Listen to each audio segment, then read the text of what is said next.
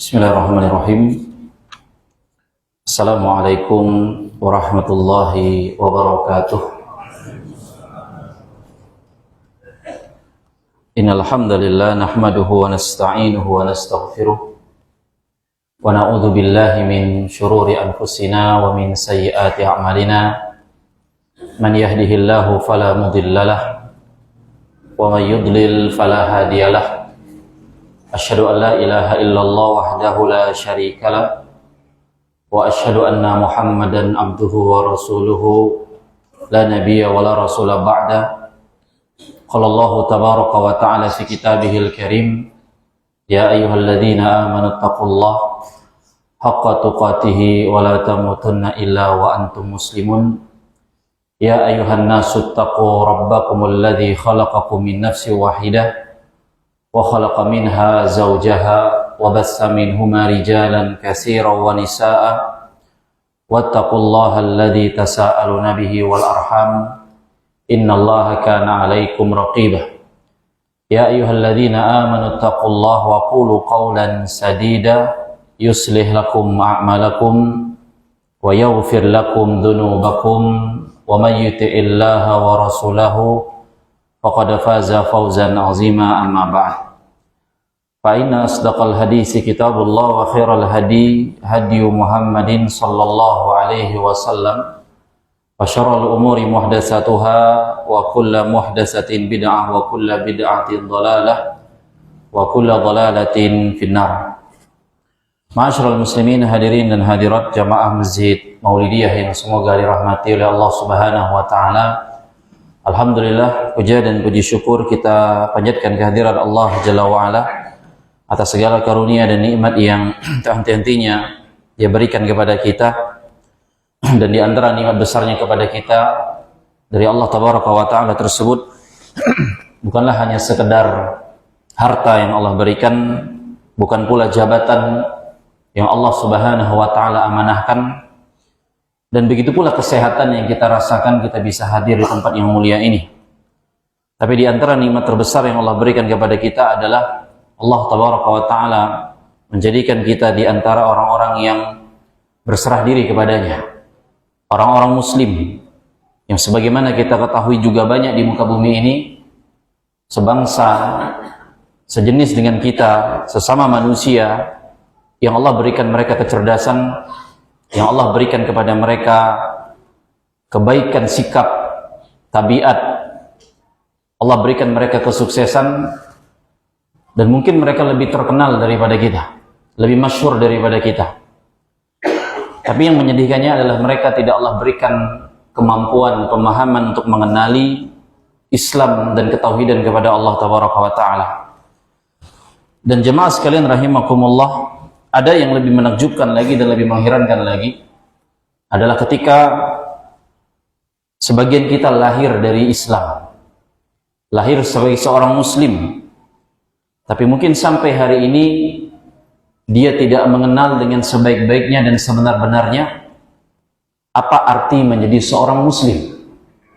Betapa banyak di sekitar kita namanya muslim, orang tuanya muslim, tapi sampai sekarang belum mengerti apakah artinya menjadi seorang muslim. Yang mana akhirnya sebagaimana kita ketahui, Islam yang dia anut hanyalah sekedar nama, hanyalah sekedar identitas, hanyalah sekedar budaya yang mengakar turun-menurun, atau mungkin yang kita kenal Islam KTP, atau hanya tertera di KTP-nya tersebut. Padahal sekali lagi, agama Islam bukan hanya sekedar nama, identitas, tapi ada Islam sebagaimana dari segi bahasanya sendiri adalah bagaimana seorang itu tunduk, berpasrah totalitas kepada Allah Tabaraka wa Ta'ala dengan mengikuti tuntunan Rasulullah Sallallahu Alaihi Wasallam. Dan jamaah sekalian rahimakumullah, sebagaimana kita memasuki dalam pembahasan syarah rukun iman karya Syekh Muhammad bin Shalih Al-Utsaimin rahimahullahu taala, yang mana di pertemuan kali ini kita memasuki halaman yang kelima tentang agama Islam judulnya, di mana penulis rahimahullahu taala menyebutkan agama Islam adalah agama yang mana Allah mengutus Nabi Muhammad sallallahu alaihi wasallam dengan membawanya yang dengannya Allah menutup agama-agama, dan dia Allah menyempurnakannya untuk hamba-hambanya, juga mencukupkan nikmatnya kepada mereka dengannya, dan meridhoinya, yakni agama Islam tersebut sebagai agama mereka, maka dia Allah tidak akan menerima agama selainnya, yakni selain daripada Islam, dari siapapun. Allah Subhanahu wa ta'ala berfirman dalam surah Al-Ahzab ayat ke-40, maka Muhammadun aba ahadin min rijalikum walakin Rasulullahi wa khataman nabiyyin. Muhammad itu bukanlah bapak dari seorang di antara kalian, tapi dialah utusan Allah dan penutup para nabi. Nah, jemaah sekalian rahimakumullah, penulis di sini rahimahullah menekankan bagaimana agama Islam adalah agama yang Allah utus Nabi Muhammad sallallahu alaihi wasallam dengannya tersebut. Dan di situ beliau menekankan tentang agama Islam adalah agama terakhir, agama yang paling sempurna, dan agama yang Allah ridhoi. Kemudian beliau membawa firman Allah surah Al-Ahzab ayat ke-40, yang mana atau di sana Allah Subhanahu wa taala katakan bahwasanya wa khataman nabiyyin. Setelah Nabi Muhammad SAW tidak ada nabi lagi, karena beliau nabi terakhir, dan tidak ada wahyu lagi, tidak ada agama baru lagi. Kenapa tidak ada? Karena agama yang kita anut ini adalah agama yang sudah sempurna. Dan ini dikuatkan oleh penulis dalam ayat yang selanjutnya di halaman yang ke-6, 5 dan ke-6 surah Al-Maidah ayat yang ketiga, di mana Allah Subhanahu wa taala berfirman pada hari ini, al-yauma akmaltu lakum dinakum wa atmamtu alaikum ni'mati wa raditu lakumul Islam madinah. Pada hari ini kata Allah, aku sempurnakan agama kalian untuk kalian, dan telah aku cukupkan nikmatku kata Allah kepada kalian, dan telah aku ridhoi Islam sebagai agama kalian. Nah, ayat ini luar biasa jamaah rahimakumullah, yang mana ayat ini menyebutkan ketika kalau agama sudah sempurna, perhatikan, kalau agama sudah sempurna, maka manusia pengikut dari agama tersebut tidak akan pernah punya hak, kata para ulama. Hak untuk apa? Hak untuk menambah-nambah agama tersebut. Karena apa? Karena sudah sempurna. Sepengikut dari agama tersebut, ketika dia tahu agamanya sudah sempurna, dia tidak punya hak. Tadi yang pertama apa? Tidak boleh menambah-nambah. Yang kedua, dia tidak boleh mengurang-ngurangi dari ajaran agama yang sudah sempurna tersebut. Dan yang ketiga, dia tidak boleh mengubah agama sesuai dengan hawa nafsunya tersebut. Nambah, kurang, atau ngikutin hawa nafsu. Tiga hal ini yang ditekankan oleh para ulama ketika Allah sebutkan agama ini sempurna dalam Al-Maidah ayat ketiga tersebut. Makanya sesuatu yang sudah sempurna berarti tidak perlu direvisi. Begitu kan? Kalau sesuatu sudah sempurna tidak perlu lagi ditinjau ulang. Gitu. Yang namanya sudah sempurna, komplit.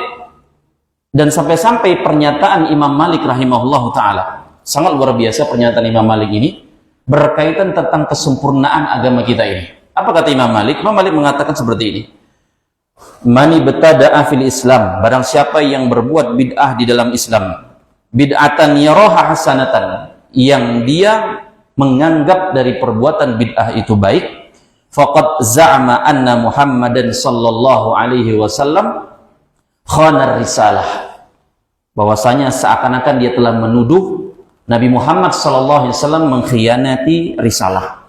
Kenapa Imam Malik menyatakan pernyataan demikian? Karena kalau agama ini belum sempurna, berarti Nabi kita Muhammad sallallahu alaihi wasallam belum menyampaikan semua dari ajaran agama ini. Itu konsekuensinya. Ketika seorang menambah atau mengurangi atau mengikuti menuruti hawa nafsunya, seakan-akan secara tidak langsung dia sedang menuduh Nabi Muhammad SAW belum menyampaikan semua dari ajaran agama ini, seluruh tata caranya. Dan ini sebuah permasalahan yang sangat fatal, karena Allah Jalla wa'ala telah menekankan bahwa aku telah sempurnakan agama ini. Ayatnya jelas. Seawamnya kita melihat kalimat ini gamblang, aku telah sempurnakan agama ini. Dan jamaah sekalian rahimani wa rahimakumullah, dan menariknya dari ayat ini, Al-Maidah ayat ketiga, bahwa ayat ini diturunkan di akhir dakwahnya Nabi Muhammad SAW. Al-Maidah ayat ketiga ini turun di perjalanan perjuangan terakhir Nabi kita SAW. Dan begitulah kalau yang namanya sesuatu itu sempurna, begitu kan? Kita menyempurnakan bangunan, menyempurnakan pekerjaan. Kapan dilakukan? Di awal apa di tengah, jemaah? Saya nanya di awal apa di tengah? Berarti gak nyambung nih kayaknya. Yang namanya menyempurnakan sesuatu, entah kerjaan, bangunan, laporan, itu di awal apa di tengah? Nah, gak nyambung lagi. Kan pertanyaan sih di awal apa di akhir? Bukan dua-duanya, Ustaz. Nggak ada yang benar. Yang benar ya barulah katakan di akhir. Itulah penyempurnaan. Dan itu Al-Maidah ayat ketiga itu turun di akhir dakwah, penghujung dakwah Nabi kita SAW. Ini keistimewaannya Islam. Yang sempurnanya itu ditunjukkan di akhir-akhir dakwah Nabi kita Muhammad SAW. Dan ketika Allah turunkan ayat ini, jamaah sekalian rahimakumullah, dan diketahui oleh orang-orang Yahudi, yang mana orang-orang Yahudi pada saat itu ketika bertemu dengan Umar bin Khattab radhiyallahu taala anhu, orang Yahudi mengatakan, wahai Umar, di dalam kitab kalian yakni Al-Quran ada satu ayat yang kalau ayat itu turun kepada kami Bani Israel dari Yahudi, pasti kami jadikan turunnya ayat tersebut sebagai hari raya. Mereka berbahagia, senang, gimana nggak senang? Yang menyatakan langsung Rabbul Alamin, yang mengutus Musa, yang mengutus Isa alaihi wassalam, yang mengutus Ibrahim alaihi salatu wassalam. Gimana nggak gembira ketika Rabbul Alamin tersebut menyatakan agama kalian sempurna. Subhanallah. Agama kalian sempurna. Umar pun bertanya ketika kepada Yahudi tersebut, emang ayat yang mana yang membuat kalau kalian tahu ayat itu turun bagi kalian, kalian akan jadikan hari raya? Maka orang Yahudi menyatakan Al-Maidah ayat ketiga tersebut, Al-yawma akmaltu lakum dinakum. Lalu Umar bertanya, Umar menyatakan pernyataan dengan keyakinan yang kuat bahwa apa kata Umar? Sesungguhnya aku tahu betul kapan ayat itu turun, aku tahu betul di mana ayat itu turun, dan aku tahu betul bagaimana keadaan Nabi Muhammad SAW pada saat ayat itu turun. Dan akhirnya Umar menjelaskan ayat ini turun ketika Nabi SAW sedang melaksanakan haji, melaksanakan ibadah haji, haji wadaknya, haji pertama dan terakhir beliau SAW, ketika sedang wukuf beribadah di padang Arafah. Bayangkan jamaah rahimakumullah, ketika di momen puncaknya jamaah haji, dan kita sedang masuki bulan-bulan haji, dan jamaah Indonesia juga sedang melakukan perjalanan besar tersebut. Dan pada saat itu ribuan para sahabat radhiyallahu ta'ala anhum ajma'in, di penghujung akhir dakwah Nabi kita SAW, Allah turunkan dari langitnya. Allah umumkan kepada langit dan bumi dan kepada malaikatnya, penduduk langit dan penduduk bumi, agama kalian sempurna. Subhanallah. Antum nggak merinding dengar ini gitu? Al-yawma akmaltu lakum dinakum. Kita yang bodoh masalah agama mungkin nggak bodoh amat sama ayat ini. Orang yang paham ayat ini prestisius jamaah.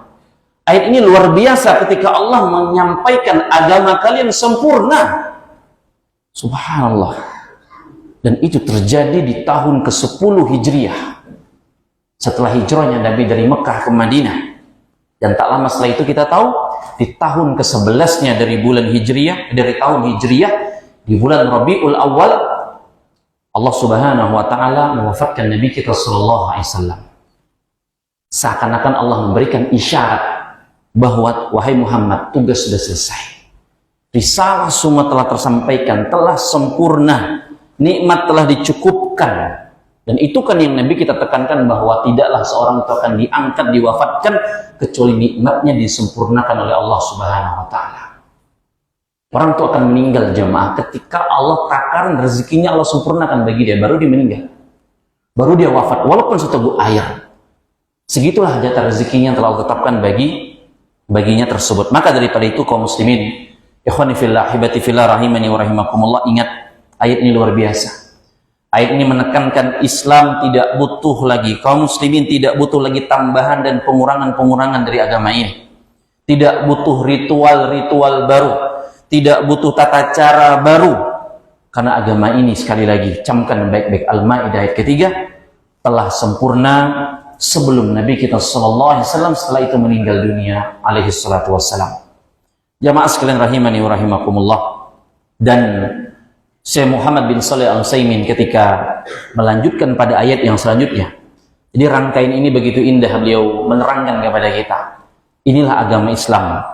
Beliau sebutkan Muqaddimah, beliau sebutkan Al-Ahzab ayat 40, beliau sebutkan Al-Maidah ayat ketiga, beliau sebutkan Al-Imran ayat 19. Yang mana di sana Allah Subhanahu wa taala berfirman, "Innad dina indallahil Islam." Sesungguhnya agama yang diridhoi di sisi Allah hanyalah agama Islam. Dan kemudian di ayat yang selanjutnya Syekh rahimahullah menukilkan surah Ali Imran ayat 85 yang mana Allah berfirman, "Wa may yabtaghi ghairal Islam." Barang siapa yang mencari agama selain dari Islam, may yabtaghi ghairal Islami dinan falay yuqbala minhu wa huwa fil akhirati minal khasirin. Niscaya tidak akan diterima oleh Allah, falay yuqbala minhu, betul-betul tidak akan diterima oleh Allah, dan di akhirat kelak dia akan sangat-sangat merugi. Nah, jamaah rahimani wa rahimakumullah, ayat ini kita para ulama menunjukkan bahwa Ali Imran 19, Ali Imran 85 menunjukkan bahwa kebenaran itu hanya satu. Kebenaran itu hanya ini saja. Sebagaimana Islam ini mengajarkan kiblat hanya satu, ke Ka'bah. Agama ini mengajarkan Tuhan yang benar hanya satu, yakni Allah Subhanahu wa taala. Dan agama ini juga mengajarkan bahwasanya agama yang benar yang diridhoi, di-ACC oleh Allah hanyalah satu, yakni agama Islam. Dan ayat-ayat ini atau dalil-dalil ini sejatinya bukan mengajarkan tentang fanatik terhadap golongan, tetapi kita sedang diajarkan oleh Allah bagaimana kita tunduk kepada kebenaran yang Allah Jalla wa'ala turunkan. Jadi dalil-dalil ini bukan mengajarkan kita fanatik golongan, tapi bagaimana kita tunduk patuh kepada Allah Tabaraka wa Ta'ala yang menyatakan hal tersebut. Nah, maka daripada itu para ulama ketika mendefinisikan Islam, mungkin orang bertanya-tanya, Ustaz, nabi-nabi terdahulu memang agamanya Islam kah? Begitu. Nah, makanya para ulama jelaskan definisi Islam itu punya dua makna, jemaah. Islam itu memiliki dua makna. Yang pertama, makna secara umum. Islam secara maknanya umum, yaitu seluruh agama Nabi dan Rasul itu Islam. Ini dijelaskan oleh para ulama. Semua Nabi dan Rasul itu semuanya mengajarkan Islam, mengajarkan tentang ketauhidan kepada Allah, mengajarkan hanya beribadah kepada Allah semata dan menjauhi segala macam bentuk kesyirikan. Ini tiga pokok yang diajarkan oleh para Nabi dan Rasul. Mereka semua mengajarkan itu. Nabi Nuh, Rasul pertama. Nabi Ibrahim, Nabi Musa, Nabi Isa, semuanya alaihi salatu wassalam mengajarkan tauhid, ibadah kepada Allah semata dan menjauhi kesyirikan. Yang intinya Islam yang berarti berserah diri, tunduk kepada Allah Tabaraka wa Ta'ala. Itu makna yang pertama, makna secara global. Yang kedua, makna secara khusus, kata para ulama, Islam itu adalah agama yang dibawa oleh Nabi Muhammad SAW. Islam yang dibawa oleh Nabi Muhammad SAW, dan inilah agama terakhir. Makanya setelah Nabi kita SAW itu tidak ada lagi agama, dan mengikuti Nabi Muhammad SAW itu adalah kewajiban. Ya, adalah sebuah kewajiban. Nah, ayat ini ma'asyiral muslimin rahimakumullah, Ali Imran ayat 19, Ali Imran 19 dan Ali Imran 85. Allah Subhanahu wa taala tidak menyatakan bahwasanya semua ajaran, semua jalan sama. Atau pula mungkin diantara syubhat pemikiran yang menyimpang ketika mengatakan, di sini juga Allah tidak menyebutkan bahwa semua jalan sama, banyak jalan menuju Roma, banyak jalan menuju Mekah, atau yang penting baik jalannya maka akan diterima sama Allah. Allah tidak menyatakan hal demikian. Allah menegaskan dengan sangat tegas, barang siapa yang mencari ghairal islami dinan, selain dari Islam sebagai agama, maka falayuqbala minhu, betul-betul tidak akan pernah diterima oleh Allah Subhanahu wa taala, dan di akhirat akan menjadi rugi. Ustaz, mungkin ada yang bertanya begini, Kok kayaknya keras ya Ustaz? Keras nggak ya? Ayatnya keras apa enggak? Bingung mau jawab. Kalau jawab nanti saya malah melecehkan katanya. Kalau jawab nanti malah saya nggak terima sama Allah. Jamaah, orang memandang keras enggak itu tergantung sudut pandang kan begitu ya. Orang memandang keras apa enggak itu tergantung sudut pandang. Kalau orang mungkin memandang kayak ini kayaknya ayat terlalu saklek deh, terlalu keras katanya begitu. Padahal para ulama tafsir ketika menjelaskan ayat ini, Ali Imran 85, Ali Imran 19, ayat ini sejatinya menunjukkan kasih sayang Allah kepada hamba-hambanya. Kenapa? Di mana memangnya ada menunjukkan kasih sayang di situ? Padahal Allah tidak menyebutkan asma'nya Ar-Rahman Ar-Rahim misalnya, yang Maha Pengasih Maha Penyayang. Nah, para ulama tafsir menjelaskan bahwasanya dalam ayat-ayat ini, Ali Imran 85, Ali Imran 19, Allah Subhanahu wa taala menunjukkan kasih sayangnya di sana. Di manakah itu? Di sana Allah Subhanahu wa taala sedang menunjukkan jalan keselamatan yang benar. Itu jamaah. Itu blind spotnya, titik butanya kita nggak ngelihat mana kasih sayang Allah dalam ayat ini. Kasih sayangnya Allah dalam ayat ini adalah Allah sedang menunjukkan kepada kita keselamatan, jalan yang benar. Dan bisa kita bayangkan ma'asyiral muslimin rahimakumullah, kalau ada orang yang sedang tersesat di tengah-tengah hutan belantara, lalu kita sebagai orang yang mungkin ketemu orang yang tersesat tersebut tahu jalan keluar dari hutan tadi. Pertanyaan saya, kira-kira kita diam saja ataukah kita kasih jalan keselamatan kepada orang tersebut? Oh, dia dulu jahat sama saya Ustaz, tak kasih saya jalan sama dia, jalan kebenaran. Nah, itu kalau kita emang nggak baik. Kalau kita nggak sayang sama dia, kalau itu kita tahu yang sesat adalah anak kita, orang tua kita, kita akan tunjukkan dia kepada jalan keselamatan tersebut. Itu kepedulian kita, kasih sayang kita. Begitu pula Allah di sini. Kata Allah, barang siapa yang mencari agama selain Islam, niscaya tidak akan diterima darinya dari agama selain Islam tersebut, dan di akhirat termasuk menjadi orang-orang yang merugi. Allah sayang kepada kita jamaah rahimakumullah. Dan begitu pula Islam. Allah tunjukkan satu-satunya jalan yang benar agar manusia tidak tersesat menuju kebinasaan di akhirat kelak.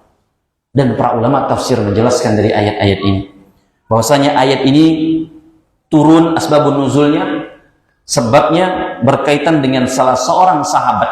Bayangkan sahabat yang bernama, sahabat dari kalangan Ansor dari kota Madinah, yang bernama Haris bin Suwaid radhiyallahu taala. Ayat ini asbabun nuzulnya ada berkaitan dengan seorang sahabat Ansor yang bernama Haris bin Suwaid. Kenapa beliau? Beliau sempat keluar dari Islam. Subhanallah. Beliau sempat keluar dari Islam jemaah.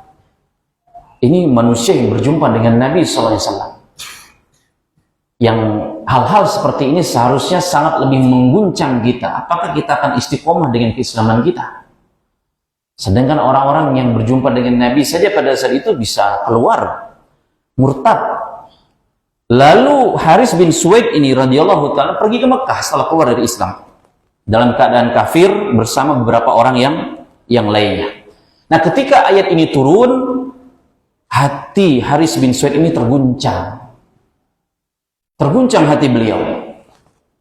Hingga beliau sadar bahwasanya, ya Allah, di luar Islam tidak ada keselamatan. Hanya Islamlah satu-satunya keselamatan. Di luar petunjuk Allah itu yang ada hanyalah kerugian. Sampai akhirnya Haris bin Suwaid kembali kepada saudara-saudaranya dan meminta jalan untuk bertaubat dan kembali kepada agama Islam. Hingga akhirnya Allah pun bukakan pintu hidayah kepada Haris bin Suwaid radhiyallahu ta'ala tersebut, hingga akhirnya dia kembali kepada Islam. Ini menunjukkan kisah yang luar biasa dan ayat yang luar biasa kepada kita, bagaimana kalau kita pada hari ini, pada detik ini Allah berikan nikmat Islam, nikmat tauhid, mengucapkan la ilaha illallah, bisa sujud kepada Allah tabaraka wa ta'ala. Ingat jemaah, demi Allah itu bukan nikmat kecil. Itu bukan nikmat kecil. Hari ini hati antum terguncang dengan Al-Maidah ayat ketiga, Ali Imran ayat 19, Ali Imran 85. Itu bukan nikmat kecil jemaah. Allah pilih kita jadi seorang muslim itu nikmat besar yang kadang kala sering kali tak kita sadari. Kita jadi muslim, muslimah itu nikmat besar dari Allah. Karena betapa banyak di luar Islam sana, ketika mereka sebanyak apapun hartanya, jabatannya, popularitasnya, terkenalnya, dunia yang mereka miliki tersebut, kalau dia mati tanpa keimanan kepada Allah, semuanya tidak akan pernah menyelamatkan dia demi Allah. Allah katakan, wa fil akhirati minal khasirin. Di akhirat dia termasuk orang-orang yang merugi. Ketika mati dalam kondisi tersebut, maka jangan pernah malu sama keislaman kita, jemaah. Jangan pernah ragu dengan syariat yang Allah perintahkan, Allah tetapkan. Jangan pernah tukar agama yang telah kita pegang ini. Ingat, yang sempurna ini, yang bilang sempurnanya bukan badan audit ataupun dewan pengawas ataupun mahkamah agung, bukan. Rabbul Alamin yang menyatakan sempurna ini agama. Jangan pernah tukar kesempurnaan ini dengan sesuatu yang penuh dengan kecacatan. Jamaah rahimani wa rahimakumullah. Kemudian Allah Subhanahu wa taala, kata Syekh Utsaimin rahimahullah, telah mewajibkan kepada seluruh manusia di halaman yang ke-6. Di paragraf yang terakhir, Allah telah mewajibkan kepada seluruh manusia agar beragama untuk menyembah Allah taala dengannya. Allah berfirman yang ditunjukkan kepada Rasulullah SAW dalam surah Al-A'raf ayat 158, yang artinya, katakanlah wahai Muhammad, wahai manusia, sesungguhnya aku ini adalah utusan Allah kepada kalian semua yang memiliki kerajaan langit dan bumi. Tidak ada Tuhan yang berhak disembah kecuali Dia yang menghidupkan dan mematikan. Maka berimanlah kalian kepada Allah dan Rasulnya, yaitu Nabi yang ummi, yang beriman kepada Allah dan kepada kalimat-kalimatnya, kitab-kitabnya. Ikutilah dia, yakni Rasul tersebut, agar kalian mendapatkan petunjuk. Ma'asyiral muslimin rahimakumullah, ayat ini juga luar biasa. Karena dalam ayat ini Allah perintahkan kepada Nabi Muhammad SAW, wahai Muhammad, kul, katakan, ya ayuhan nas, an-nas. Apa arti an-nas? Manusia. Jamaah dari al-insan, artinya manusia juga. Allah tidak katakan wahai bangsa-bangsa Arab. Allah katakan wahai manusia. Maka semua yang diseru sini, mau sukunya Jawa, Melayu, Madura, Cina, Rusia, Persia, orang kulit hitam, semua bangsa warna kulit, latar belakang, kata para ulama tafsir, ayat ini menunjukkan wajib mengikuti Nabi Muhammad SAW. Ikutilah beliau SAW. Itulah Islam. Seruan ini kepada semua pihak. Dan kemudian ketika penulis Syekh Utsaimin menyebutkan di dalam Sahih Muslim dari sahabat Abu Hurairah radhiyallahu ta'ala dari Rasulullah SAW, bahwasanya beliau bersabda, demi zat yang jiwa Muhammad berada di tangannya, tidaklah seorang pun dari umat ini yang mendengarkan tentang aku, baik Yahudi maupun Nasrani, kemudian dia mati dalam keadaan tidak beriman kepada apa yang telah aku diutus dengannya, melainkan dia termasuk penghuni neraka, kata Nabi kita SAW. Dan kata penulis rahimahullahu ta'ala, bahwasanya beriman kepada beliau SAW adalah dengan membenarkan apa yang beliau bawa, disertai sikap menerima dan tunduk. Dan di halaman ke-8-nya, dan tidak sekedar membenarkan saja, kata Syekh Utsaimin rahimahullahu ta'ala. Nah, para ulama ketika menjelaskan hadis ini, bahwasanya iman kepada Rasul itu memiliki 3 poin penting. Yang pertama, membenarkan sebagaimana disebut Syekh Utsaimin di situ. Yang kedua, menerimanya. Dan yang ketiga, tunduk. Yang ketiga, ketundukan. Karena kadang-kala problem manusia, khususnya di zaman ini, ketika mereka itu bukan sekedar tidak tahu dari apa yang dibawa sama Nabi Muhammad SAW, tapi mereka jatuh kepada permasalahan yang ketiga tersebut tadi, yakni apa? Tidak mau tunduk, tidak mau patuh. Dan inilah yang sering terjadi dalam kehidupan kita sehari-hari. Contoh yang paling ma'ruf, yang paling gamblang, payahnya, susahnya kita ini tunduk dan patuh. Sekali lagi saya mohon maaf banget, sampai saya ini mohon maaf gitu. Apa contohnya yang paling umum? Orang tuh payah banget, patuh, tunduk. Ayo, saya pengen jamaah yang nyebutin, jangan saya. Contoh bentuk orang itu paling payah banget, tunduk, patuh. Hah? Perkara ngudut. Nah, itu dia. Bener gak nih? Bener apa bener? Bener atau betul? Bener dan betul nih ya. Mohon maaf banget kalau masih ada yang ngerokok. Saya minta maaf ya. Gak disinggung antum, Ustaz yang minta maaf sama antum gitu. Rokok aja mah. Coba antum tanya perokok. Bahaya apa enggak? Bahaya apa enggak? Seprofesionalnya para perokok tak mengatakan itu bahaya. Ya, dia akan mengatakan bahaya. Bisa bikin penyakit? Ya, dia kan juga mengatakan bisa bikin penyakit. Karena dia nggak bisa bantah. Dibungkusnya itu semakin hari semakin menggamblangkan hakikat dari barang tersebut. Apa tulisannya yang paling dari dulu nggak pernah berubah sampai hari ini? Merokok membunuhmu. Subhanallah. Artinya apa? Ya dia tahu, dia percaya, tapi dia tidak berada pada poin yang ketiga. Apa dia? Dia nggak mau patuh, dia nggak mau tunduk.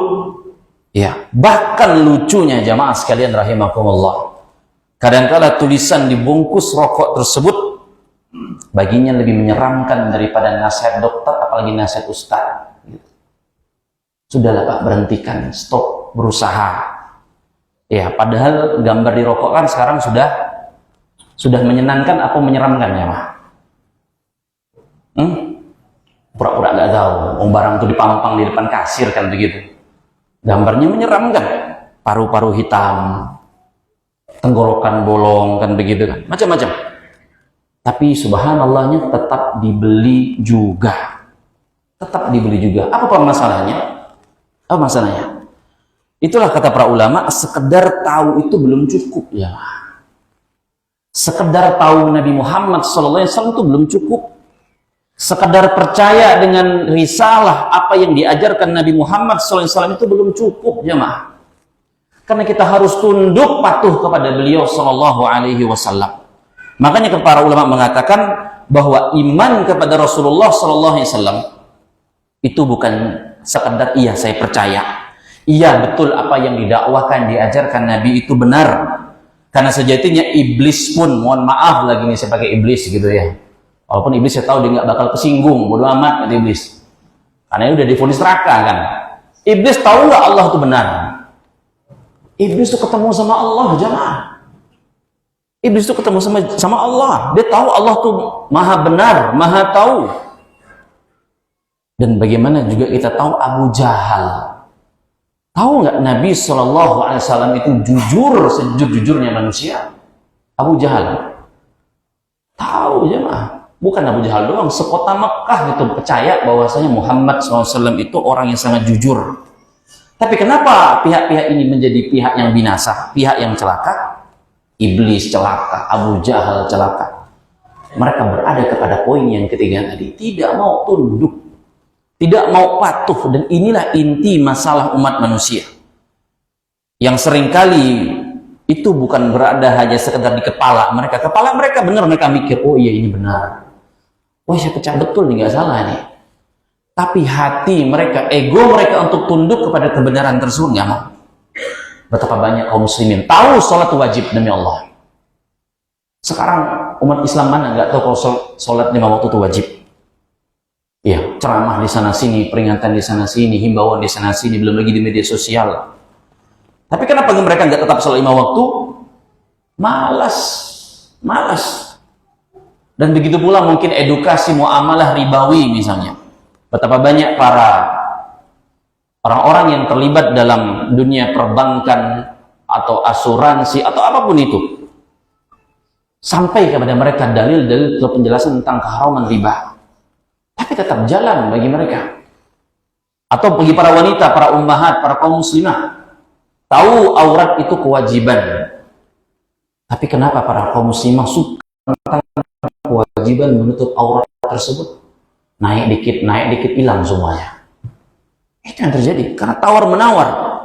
Ya sebagaimana tadi masalah medis kesehatan orang yang percaya bahwa dokternya bilang begini, saya percaya sama dokter, dok. Saya percaya bahwa kalau terlalu banyak karbo, banyak gula, itu micu gula darah saya, diabetes saya. Tapi es teh tetap lanjut. Begitu. Tak sedap nasi padang kalau tak kawannya es teh katanya gitu. Tak sedap kalau tak bakso pasangannya es teh gitu. Ya. Tapi dokter bilang jangan pakai gula lah Pak, tawar saja. Tidak bisa, tidak nikmat dok katanya. Semua pantangan dilanggar sama dia. Tapi kalau ditanya percaya nggak sama kata dokter, kata medis, ya dia percaya. Tapi masalahnya apa? Dia nggak mau taat kepada arahan medis tersebut. Dan begitulah manusia kepada Allah Jalla wa'ala. Begitulah umat ini kepada Nabi Muhammad SAW, mengaku beriman, mengaku percaya. Tapi ketika syariat yang datang itu sampai kepada dia, berbentur dengan hawa nafsunya, berbentur dengan kepentingannya, maka akan dia kesampingkan, dia tidak mau tunduk dan patuh tersebut. Ya, makanya di kalimat yang selanjutnya penulis menyebutkan, beliau Syekh Utsaimin mengambil contoh. Oleh karena itu Abu Thalib tidaklah disebut beriman kepada Rasulullah SAW, padahal dia membenarkan apa yang dibawa oleh beliau dan dia bersaksi bahwa Islam adalah agama yang paling baik. Ini demi Allah pelajaran besar jamaah. Abu Thalib ini pelajaran besar, yang mana saking yakinnya Abu Thalib bahwasanya risalah Nabi Muhammad SAW ini adalah kebenaran, sampai-sampai Abu Thalib itu membuat sebuah bait syair, yang mana bait syair itu diantaranya berbunyi, sampai-sampai bahasanya bait syair ini digantung di Ka'bah. Emang kenapa Ustaz gantung Ka'bah? Biar berkah katanya. Bukan. Karena zaman itu kalau ada syair yang hebat itu diantara apresiasinya tempel di Ka'bah. Gitu. Zaman itu ya. Zaman sekarang nanti ditangkap askar kalau macam-macam di Ka'bah. Apa bait syair itu? Abu Thalib mengatakan, laulal malamatu au hidari subbatan lawajaratni samhan bidaka mubinan. Kalaulah bukan karena celaan manusia atau takut aku dicemooh sama orang-orang Quraisy, niscaya engkau wahai Muhammad akan mendapatiku terang-terangan menerima dan menampakkan keyakinanku kepada engkau. Itu kata Abu Thalib. Sampai kalimat bait syair ini sebenarnya panjangnya penggalannya itu diapresiasi sama orang Quraisy sendiri. Percaya Abu Thalib itu jamaah rahimakumullah terhadap kebenaran risalah Nabi Muhammad SAW. Dia mengakui bahwa agama Muhammad agama terbaik di muka bumi ini. Tapi itulah tadi permasalahannya. Abu Thalib tidak mau tunduk. Abu Thalib takut dicemooh, takut dicela sama manusia. Itu yang membuat dia akhirnya tidak mau tunduk dan menerima risalah Nabi kita Muhammad sallallahu alaihi wasallam. Maka daripada itu jamaah sekalian rahimakumullah, waliyadzubillah, jangan sampai kita seperti Abu Thalib. Tahu bahwa sunnah itu adalah kebenaran, tapi masih tetap tidak dijalankan. Tahu tauhid itu penting, tapi masih malas dan ogah-ogahan belajar tauhid kepada Allah Subhanahu wa Ta'ala. Tahu dan sadar bahwasanya syariat Allah itu adalah yang paling baik, yang paling maslahat bagi umat manusia, tapi kadangkala lebih bangga dengan aturan manusia daripada patuh dan taat kepada aturan Allah Jalla Jalaluh. Karena jamaah rahimani wa rahimakumullah, ingat kebenaran itu bukan sekadar hanya dikagumi. Betapa banyak orang kagum melihat tokoh ini hebat begitu, hebat begini. Ya bisa. Kagum orang bisa berubah dari mungkin beratnya 100 kilo, sekarang cuma 60 kilo. Kagum doang. Apa gunanya Anda cuma mau kagum doang? Tidak Anda ikuti metode yang baik dari dia tersebut. Begitulah agama ini. Kalau Anda cuma sekedar kagum, dan betapa banyak orang kagum sama Islam begini. Tapi kalau dia nggak login ke Islam, demi Allah, kalau dia meninggal di atas ketidakislamannya tersebut, dia akan sangat merugi. Allah tidak akan menyelamatkan dia tersebut. Maka daripada itu, ma'asyiral muslimin rahimakumullah, ingat, menjadi muslim bukan sekedar nama, identitas, apalagi keturunan. Karena Islam adalah sebagaimana namanya Islam itu sendiri, yakni tunduk berpasrah diri kepada Allah. Dan para ulama mempunyai sebuah kaidah yang indah. Islam itu maknanya adalah al-istislamu lillahi bitauhidi wal inqiyadu lahu bitta'ati wal bara'atu minasyirki wa ahlihi. Islam itu artinya adalah berserah diri kepada Allah dengan tauhid, tunduk kepadanya dengan ketaatan, serta berlepas diri dari kesyirikan dan pelakunya. Maka di penghujung ini mari kita bertanya kepada diri kita masing-masing, apakah selama ini saya hanya sekedar bernama Islam, beragama Islam, atau benar-benar Islam itu telah hidup di dalam diri saya. Ini materi kita di kesempatan kali ini, insyaallah ta'ala. Di pertemuan selanjutnya kita lanjutkan di paragraf berikutnya di halaman ke-8 tersebut. Ini bisa disampaikan, kurang lebihnya mohon maaf. Kita cukupkan majelis kita dengan membaca doa kafaratul majelis. Subhanakallahumma bihamdika, asyhadu an la ilaha illa anta, astaghfiruka wa atubu ilaik. Wassalamualaikum warahmatullahi wabarakatuh.